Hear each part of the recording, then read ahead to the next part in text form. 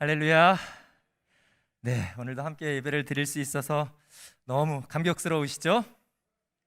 네, 그래서 우리 옆에 분들과 함께 인사를 했으면 좋겠습니다. 이렇게 인사하겠습니다. 십자가 없는 영광은 없습니다. 네, 뒤에도 또 함께 섬기시는 분들이 계시니까 뒤에도 한번 인사를 하시면 좋을 것 같습니다. 십자가 없는 영광은 없습니다. 아멘이시죠? 네, 그리고 한 번 더 인사했으면 좋겠습니다. 부활의 감격으로 당신을 사랑하고 축복합니다. 이렇게 인사했으면 좋겠습니다.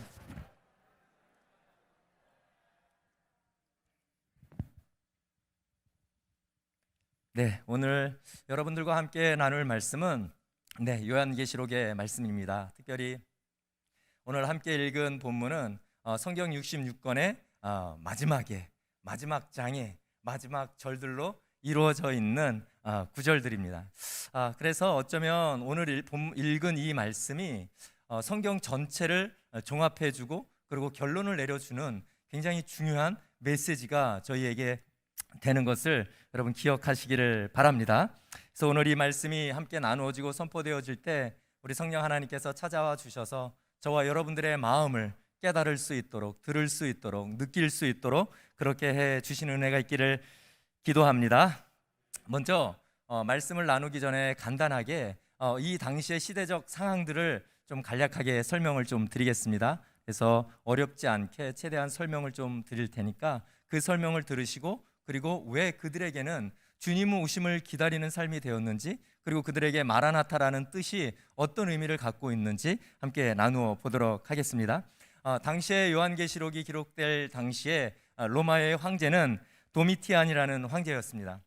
근데 이 황제가 세워져서 정말 잘 나라를 치리하고 또 기독교인들에게도 좋은 기회들을 주었으면 참 좋았을 텐데 네로 황제처럼 기독교인들을 굉장히 모질게 핍박하고 박해하는 왕 중에 한 왕이 바로 이 도미티안 황제였습니다. 이 황제가 로마의 11번째 황제입니다. 그래서 이렇게 기독교인들을 막 박해하고 핍박하는 그런 황제였는데 당시에 로마에는 이런 게 있었어요.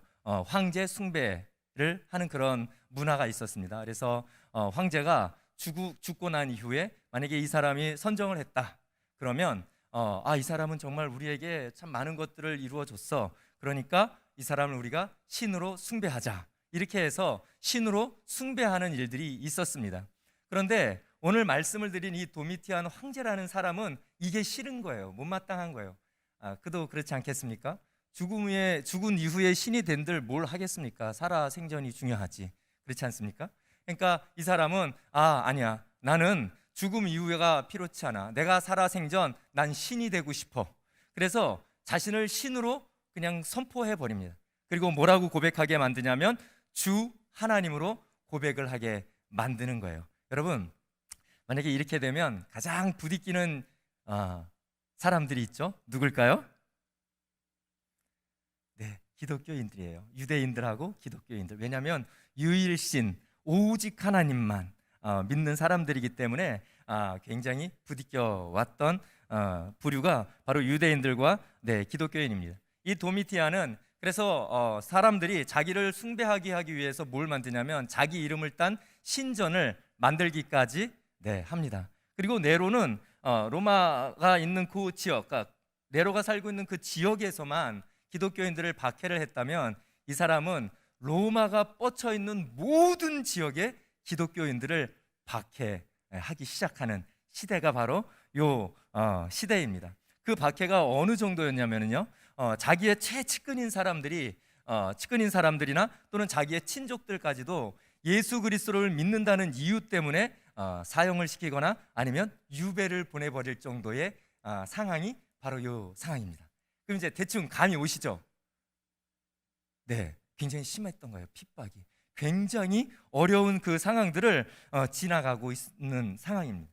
바로 그때 우리 사도 요한 역시 우상 숭배, 로마 황제의 숭배를 거절하고 그리고 복음을 전하다가 잡혀서 반모섬에 유배를 가게 됩니다. 그리고 나서 95년에서 96년쯤에 주후 바로 이 요한계시록을 기록을 하게 됩니다. 그렇기 때문에 저희가 요한계시록을 읽을 때 좀 어렵죠.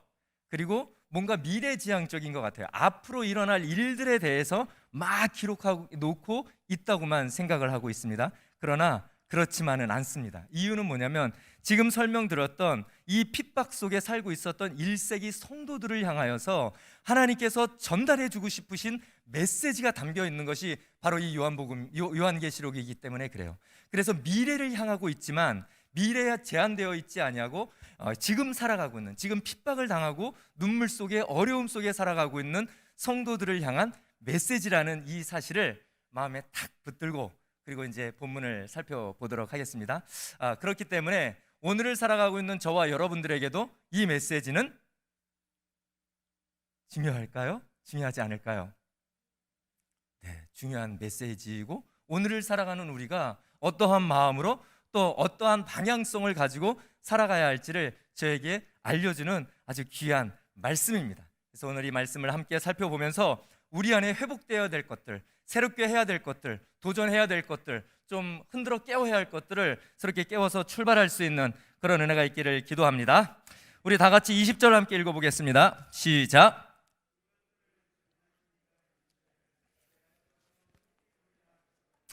아멘. 주 예수여 오시옵소서. 우리 한 번 더 읽어보겠습니다. 시작. 내가 진실로 속히 오리라 하시거늘 아멘. 주 예수여 오시옵소서. 이 본문 우리 모두 너무나 잘 알고 있습니다. 그러나 이 본문을 읽으면서 우리 안에 어쩌면 타성에 젖은 그냥 저 말은 그냥 성경에 있는 말이야. 물론 주님을 기다리지만 나와 그렇게 크게 상관없이 여러분 생각하실 수도 있습니다. 왜냐하면 여기 이러잖아요. 내가 진실로 어떻게 한다고요? 속히 오신다는 거. 그런데 지금 이 오랜 시간을 저희가 기다려 봐도 우리가 살아생전 주님이 오실지 안 오실지도 모르지 않겠습니까? 그러니까 이 말씀을 볼 때 우리의 마음에 그래 주님 오시지, 근데 뭐 언젠가는 오시겠지 라는 막연한 기다림 속에 저와 여러분들이 살아가고 있다는 것입니다. 그런데 여러분 한번 생각해 보실래요? 1세기 성도들이 1세기 성도들에게 내가 진실로 속히 오리라는 이 메시지가 그들에게는 어떤 도전이 됐을까요?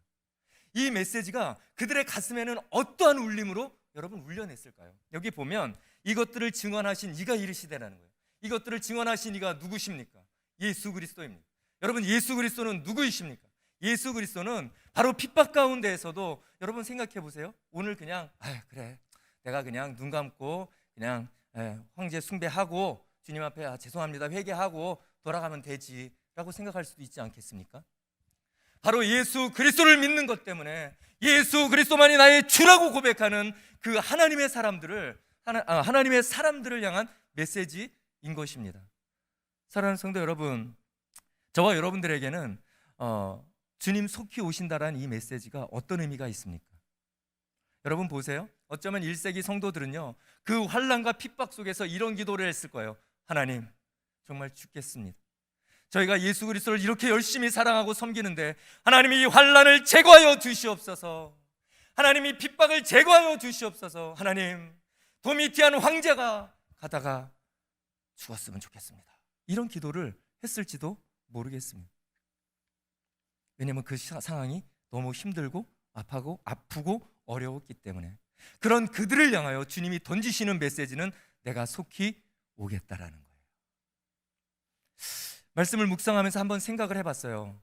1세기 성도들이 정말 생사를 오고 가는 그 순간에 하나님의 그 사랑하는 제자였던 사도 요한을 통해서 이 메시지가 그들에게 증거되어졌을 때 전 그랬을 것 같아요. 그냥 그 자리에 주저앉아서 펑펑 울었을 것 같아요. 아멘 아멘 하면서 아마 그 메시지가 그들의 손에 들려졌을 때 그리고 그들의 귀에 읽혀졌을 때 아마 그 메시지는요 오늘 우리가 느끼는 것처럼 아무 느낌이 없는 메시지가 아니라 살아있는 하나님의 말씀이 되어져서 성도들의 심은 영혼 깊은 곳에 박혔을 줄로 믿습니다. 여러분 보세요. 그들이 그렇게 기도해도 환경은 변하지 않습니다. 우리도 마찬가지예요. 여러분 열심히 기도하시잖아요. 가정의 아픔들 때문에, 가정의 문제들 때문에, 환경과 상황들 때문에 제발 이것만 없으면 내가 정말 내 인생 다하여 주님을 섬기고 싶은, 그래서 그거를 좀 걷어주셨으면 좋겠는데 여러분 걷어집니까? 안 걷어지잖아요. 솔직하게요. 아니신가요? 여러분, 솔직히 잘 안 걷어져요. 저도 열심히 기도하고요. 선교지에서 잃어버린 영혼들을 위해서 눈물로 기도하고요. 6시간씩 차로 이동을 하면서 우리 현지 사역자하고 차 운전대를 두드리면서 기도를 해도요, 변하지 않습니다. 문제와 환경들이 여전히 내 앞에 놓여 있는 거예요. 1세기 성도들도 그러지 않았겠습니까? 그런데 여러분, 뭐가 달라진 걸까요? 말씀을 묵상하면서 그 마음이 들었어요. 비록 환경과 상황은 여전히 핍박과 죽음 앞에 놓여 있지만 하늘에서 주어진 하나님의 살아있는 말씀, 예수 그리스도를 통하여 증언된 그 메시지는요, 이 성도들의 마음을 뒤집어 놓은 거예요. 이해되십니까? 여러분, 이해되십니까? 우리가 평생을 살아가는 동안에 열심히 금식하고 기도해 보십시오. 물론 바뀌는 거 있습니다. 다는 아니에요. 아시겠습니까? 그러면 뭐가 바뀌는 건 줄 아세요? 우리가 하나님 앞에 예배를 드리고 찬양을 하고 기도를 하고 하나님의 살아계심을 선포하며 오늘 이 시간을 달려갈 때요, 우리의 마음이 뒤집어지는 거예요. 우리의 마음이 새로워지는 거예요. 우리의 생각이 바뀌는 거예요. 아시잖아요. 다 경험해 보셨잖아요. 비록 환경은 여전히 그대로이지만 하나님이 내게 주신 은혜와 그 마음 때문에 여러분, 더 이상 환경과 상황이 나를 지배하지 못한다라는 것 여러분 잘 아시지 않습니까? 그리고 났는데요, 하나님께서, 예수 그리스도께서 사도 요한에게 이렇게 말하니까 사도 요한이 어떻게 대답합니까? 아멘, 주 예수요? 네. 여기를 묵상하면서 사도 요한의 마음이 좀 느껴졌어요. 어떤 마음이었을까? 자기가 그토록 따르던 예수 그리스도, 십자가에 못 박혀 죽으시고 장사한 지 3일 만에 부활하시고 하늘로 올라가신 그 주님을 사랑하는 성도들이 열심히 믿고 따라가고 있는데, 좋은 환경이 있었으면 얼마나 좋겠습니까? 사실 이게 우리 목회자들의 마음이기도 해요. 성도님들과 신방을 하고 이렇게 상황들을 듣다 보면 마음이 너무 힘든데 해줄 수 있는 게 아무것도 없을 때 참 마음이 어렵습니다. 어쩌면 사도 요한의 마음이 조금은 이해될 수 있는 부분인 것 같습니다. 어떤 마음이었을까요? 오늘 나는 살아있는데 내 옆에 있는 사랑하는 형제 자매들이요, 예수 믿는 것 때문에 핍박당하고 예수 믿는 것 때문에 사자굴에 사자밥이 되고요, 예수 믿는 것 때문에 화형을 당하고 예수 믿는 것 때문에 십자가형을 당하는 그 모습을 눈뜨고 보고 있는 사도 요한의 마음이 여러분 어떻겠습니까? 그 주님이 요한아, 내가 속히 올 거야, 속히 올 거야, 그 말을 듣자마자 제 생각엔 사도 요한 1초도 주저하지 않았을까요? 네 주님, 아멘 아멘 주 예수여 속히 오소, 아마 이 고백을 했을 거예요. 왜일까요? 하나님, 주님 속히 오셔서 제발 지금 우리 사랑하는 형제 자매들이 당신의 이름 때문에 핍박당하고 어려움 당하는 이 상황으로부터 자유함을 주시옵소서. 아멘 아멘 주 예수여 어서 속히 오시옵소서. 이 고백이었을 거예요. 여러분, 그 마음이 느껴지십니까? 오늘 저와 여러분들에게 이 마음이 회복되어지는 애가 있기를 주님의 이름으로 축원합니다. 아멘 아멘 주 예수여. 물론 말씀을 끝나고 저희가 찬양을 부르겠지만 더 이상 아무 느낌 없이 주님이 언제 오실지 모르니까 그저 입술의 고백이 아니라 정말 간절함으로 이 마지막 세대를 사랑하는 우리에게 주님 오시옵소서, 이런 고백이 회복될 수 있는 은혜가 있기를 주님의 이름으로 축원합니다. 여러분, 주님 아멘 아멘 주 예수여 오시옵소서, 이 말을 여러분들이 잘 알고 있는 한 단어가 있죠. 뭐라고 말하죠? 네, 마라나타예요. 성경 66권에 이 마라나타가 나와 있는 본문이 딱 한 군데 있습니다. 히브리어나 헬라어가 아니고 아람어로 기록되어 있는데 딱 한 번 나와 있어요. 제가 읽어드려 볼게요. 고린도전서 16장 22절 표준 세번역입니다. 누구든지 주님을 사랑하지 않는 자는 저주를 받으라. 마라나타, 우리 주님 오시옵소서. 근데 이 말씀을 준비하면서 이 마라나타라는 단어가 너무 은혜가 되는 거예요. 이 마라나타를요, 마란나타, 기억하세요?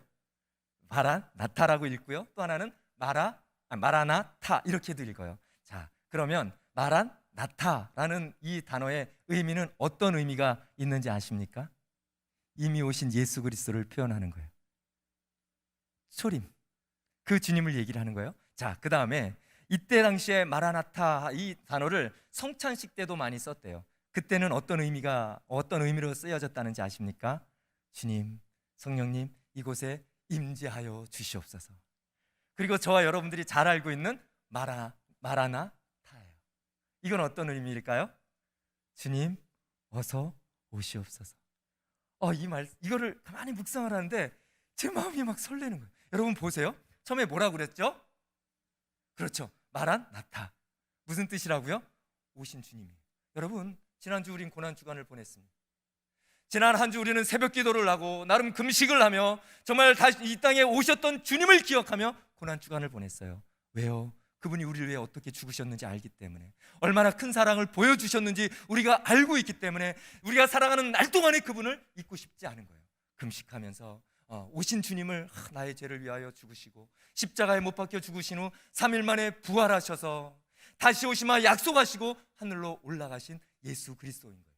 그리고 또 어떤 거라 그랬죠? 성찬식 때 마라나타 이야기를 한다면 성령님, 하나님의 영으로 이곳에 임재하여 주시옵소서. 그리고 마라나타 하면 뭐라고요? 주님, 저희가 주님을 기다립니다.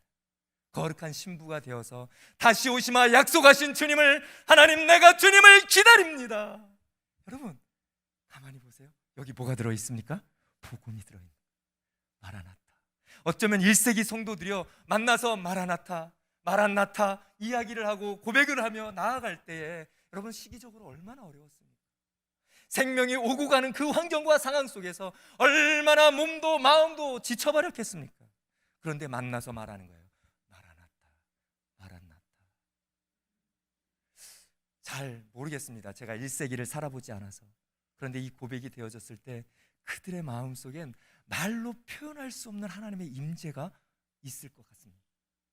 말로 표현할 수 없는 날 위하여 죽으신 주님의 그 사랑에 대한 고백이 그 단어 하나에 들어가 있는 거예요. 그리고 여전히 어려운 시대를 살아가고 있지만 다시 오실 주님, 그 주님을 바라보는 그 모든 신앙의 고백이 여기 담겨져 있는 거예요. 사랑하는 성도 여러분, 이럼에도 우리 그냥 마라나타 아멘, 주 예수에 오십시오 이렇게 고백하시겠습니까? 장로님, 어떻게 고백하시겠습니까? 감사합니다. 졸리실까봐 제가. 여러분, 이러한 고백이 우리 개인 한 사람 한 사람에게 일어날 수 있기를 주님의 이름으로 축원합니다. 이 고백이 제일성도 교회 안에 일어나기를 주님의 이름으로 축원합니다.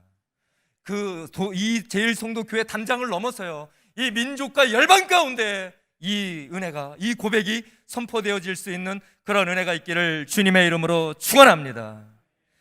핍박 가운데 더 이상 삶의 소망이 없었던 1세기 성도들에게 이 고백은 눈물이고 소망이고 감사고 감격이었을 것입니다. 사랑하는 성도 여러분, 이제 우리가 이 마라나타의 신앙을 회복하고 삶의 문제에 초점을 맞추고 있는 것이 아니라 다시 오실 주님께 삶의 초점을 맞출 수 있는 은혜가 있기를 주님의 이름으로 축원합니다. 그렇다면요, 1세기 성도들이 생각하는 다시 오실 주님은 어떤 모습이었을까요? 이 말씀을 막 제가 설레서 묵상하고 저희 아내에게도 제가 한번 얘기를 하거든요. 그랬더니 너무 좀 뭐 마음에 와 닿겠어, 저한테 그렇게 얘기를 하더라고요. 걱정하지 마, 내가 기도하고 나는 이거를 선포할 거야, 제가 얘기하고 왔습니다.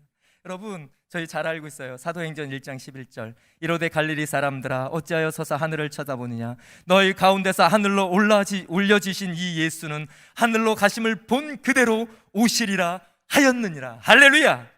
이거예요. 여러분, 생각해 보세요. 이거 그림 그려 보셨어요? 주님이 부활하셨잖아요. 그리고 제자들과 함께 지내다가 이제 하늘로 올라가시는 거예요. 여러분, 근데 그 앞에서 주님을 딱 보고 있는데 주님이 쫙 올라가시고 천사들이 좌우에서 주님을 딱 보좌하는 이 모습, 이걸 보고 있는 여러분, 성도들의 마음, 제자들의 마음, 500여 형제들의 마음엔 어떤 마음이었을까요? 막 까무라치고 놀랐을 거예요. 와, 내가 알고 있는 주님이 저런 분이셨어? 아니, 아무것도 없이 하늘로 쫙 올라간다고? 여보세요, 우리는 감동이 없죠. 왠지 아세요? 못 봐서 그래요. 못 봐서. 근데 1세기 성도들은 아마 가슴이 찌릿찌릿했을 거예요. 우와, 우리 하나님 우리 주님이 이런 전능하신 분이구나. 우와, 우리 주 예수 그리스도가 이렇게 위대하신 분이구나. 이거를요, 그 장면 하나로만으로도 그들이 아마 뼈저리게 느꼈을 거예요. 1세기 성도들은요, 보고 들은 거예요. 바로 이 주님에 대해서. 사랑하는 성도 여러분, 올라가신 주님이 우리에게 그대로 오시마 약속하심을 믿으십니까? 그러면 저와 여러분들도 그 주님을 기다리는 이들의 마음처럼 주님을 기다릴 수 있는 은혜가 있기를 주님의 이름으로 축원합니다. 그리고 요한계시록 1장 7절에 이 말씀이에요. 볼지어다 그가 구름을 타고 오시리라. 각 사람의 눈이 그를 보겠고 그를 찌른 자들도 볼 것이요 땅에 있는 모든 족속이 그로 말미암아 애곡하리니 그러하리라. 아멘. 여러분, 무슨 말씀인지 아시죠? 우리 주님이 다시 오는 날요, 구름 가운데 강력한 임재 속에 이 땅에 임재하신다는 거예요. 여러분, 말씀 보세요. 구름 타고 오시리라. 각 사람의 눈이 그를 어떻게 한다고요? 본다는 거예요. 자, 이 말을 뒤집으면요, 전 세계 모든 나라가 다시 오실 주님을 두 눈으로 똑똑히 뜨고 본다는 거예요. 아시잖아요. 천사장의 나팔소리 울리고 거룩하신 하나님 임할 때 거룩하다 거룩하다 주 하나님 만군의 여호와. 여러분, 이걸 이렇게 딱 눈을 감고 한번 눈 감아 보실래요? 주무시지는 말고요. 그리고요, 생각해 보세요. 천사장의 소리가 빰 하고 온 세계에 들리도록 울리는 거예요. 하나님의 그 나팔 소리가 온 세계에 들리는 거예요. 그리고요, 그 가운데 온 하늘을 덮어버린 하나님의 그 예수 그리스도의 영광이 임하는 거예요.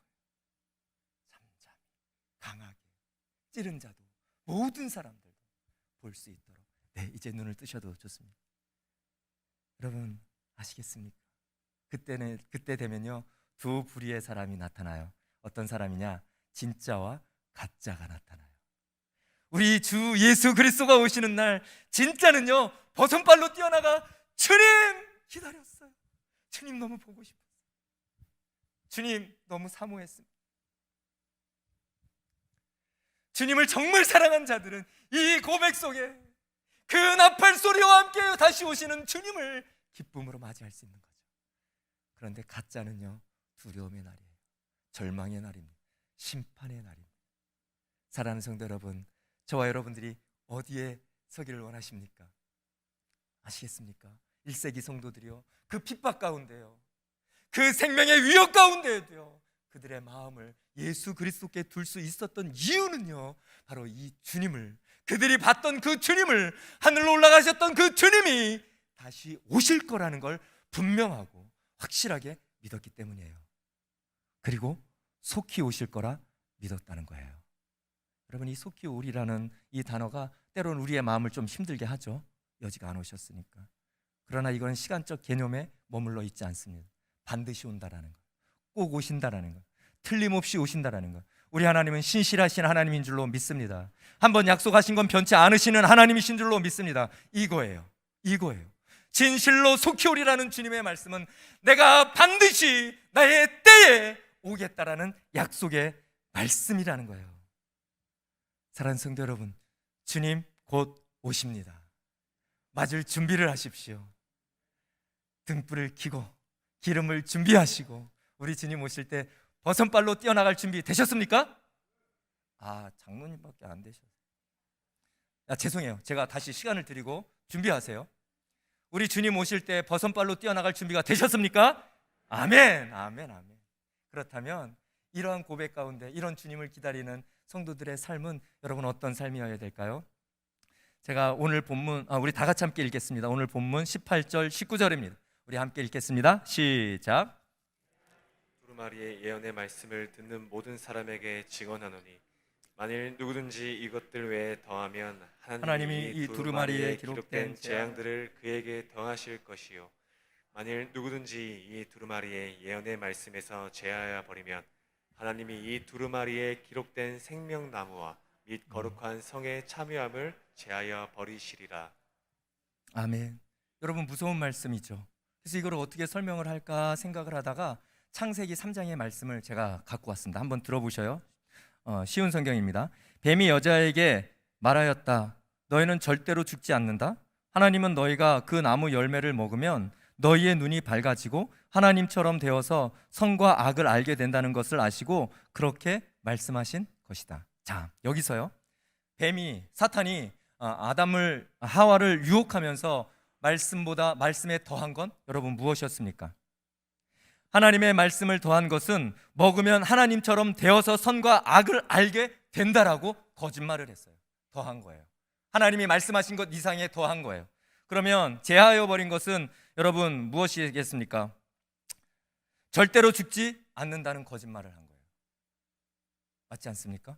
먹으면 어떻게 된다 그랬죠? 죽는 거예요. 사랑하는 성도 여러분, 오늘 저와 여러분들이요, 말씀을 볼 때 어떻게 봐야 되는지 아세요? 전투적으로 보셔야 돼요. 성도 여러분, 부탁드립니다. 말씀을요 보시되 전투적으로 보고요, 이 말씀이 무슨 말인지 상고하시고요, 도저히 이해가 안 되면 여기 좋은 우리 목사님들 너무 많잖아요. 아마도 담임 목사님께 전화드리면 너무 좋아하시면서 잘 설명해 주실 거예요. 부목사님들 제가 볼 때는요 아마 버선발로 나가서 설명해 줄 거예요. 여러분 아시겠습니까? 우리가 왜 하나님의 말씀을 제하고 더하지 않을 수 있는 방법이 뭔지 아세요? 알아야죠. 말씀에 뭐가 써 있는지 알아야지 더하든지 빼든지를 할 거 아닙니까? 사랑하는 성도 여러분, 오늘 이 말씀 앞에서 저와 여러분들이 이 땅을 오실 예수 그리스도를 기다리는 하나님의 거룩한 성도들로서 말씀이 여러분의 양식이 되기를 주님의 이름으로 축원합니다. 말씀을요 쉽게 생각하지 마세요. 이 말씀이 우리를 살리고 우리를 구원으로 나아갈 수 있도록 마지막까지 책임지는 거예요. 그래서 이 말씀이 여러분 안에, 여러분의 삶에 늘 중요하게 작용되어지고 또 이 말씀을 따라 살아갈 수 있는 그런 은혜가 있기를 주님의 이름으로 축원합니다. 말씀의 권위를 인정하라는 말씀이에요.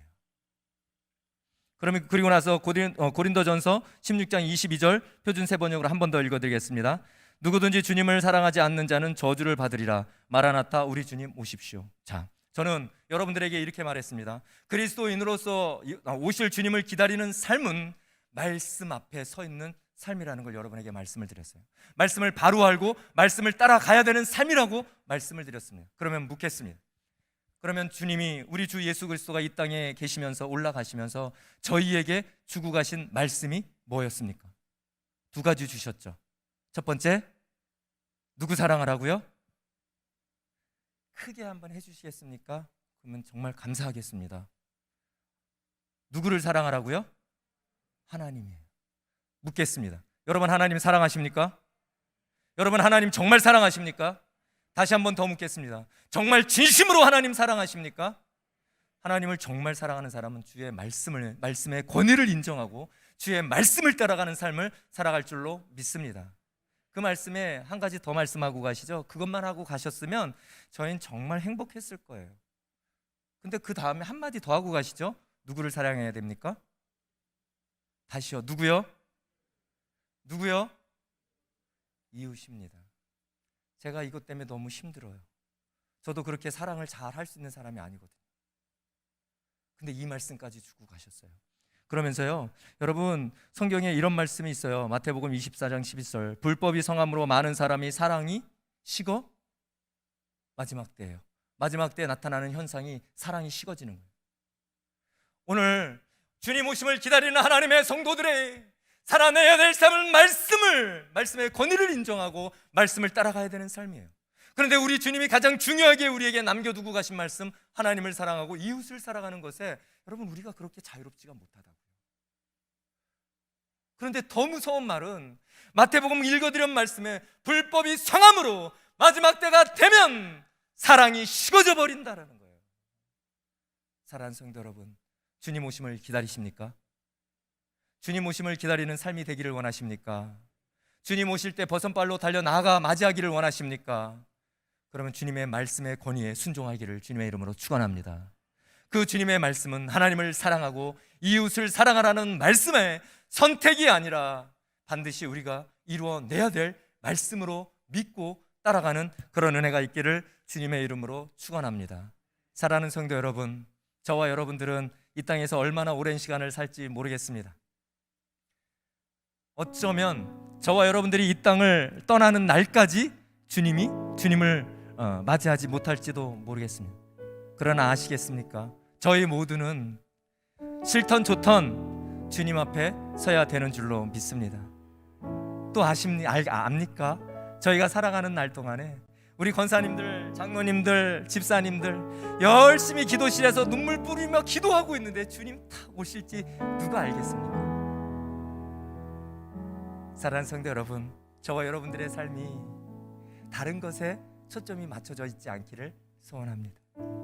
다시 오실 주님께만 우리의 마음, 우리의 초점, 우리의 삶의 모든 것들을 맞추고 살아갈 수 있는 그런 은혜가 있기를 주님의 이름으로 축원합니다.